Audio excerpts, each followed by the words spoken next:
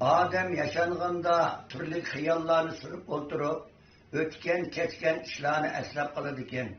Şu münasebet bilen nasihat namıdaki bu çatman akşamını görürmenlerinin huzuru sundum. Kemine ektem, 70'tin açtım, aramga çıkıp üyümde yattım. Aramga çıkıp üyümde yattım. Salametkim hazırca yakşı, şuna yolladım sillege nakşı. Tukan dost yaren muhterem avam, muhterem avam, mendin sillege ali ihtiram, mendin sillege seginip salam.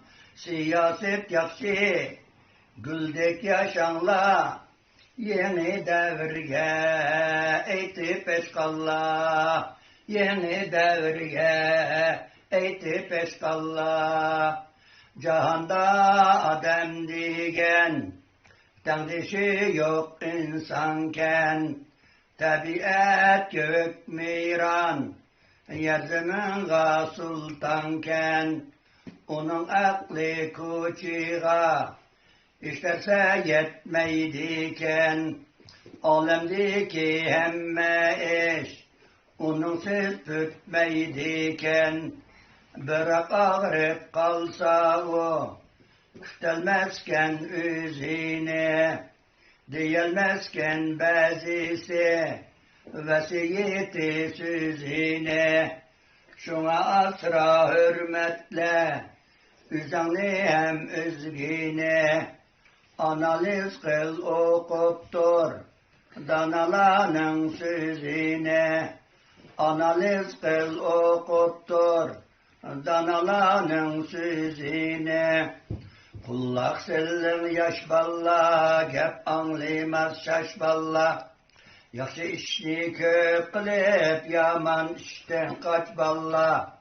Tuğulup çoğun buldunla, may içideki börektek, sekrep oynap şadıman, oğlak uzaki yiktek. Çapnap durar altındek, bugünkü bu devranla, partiyege geçip doğra yolda menanla. Yakşı, yakşı, yakşı, vatanımız yakşı.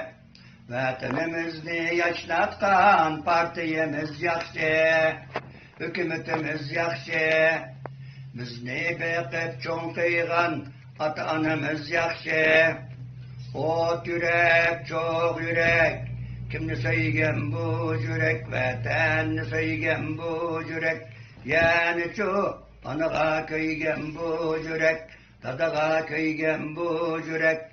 Uruk kan dost yarelle, birbiriga yar yülek. İttifaklık, innağlık bizge her daim kerek. İttifaklık, innağlık bizge her daim kerek.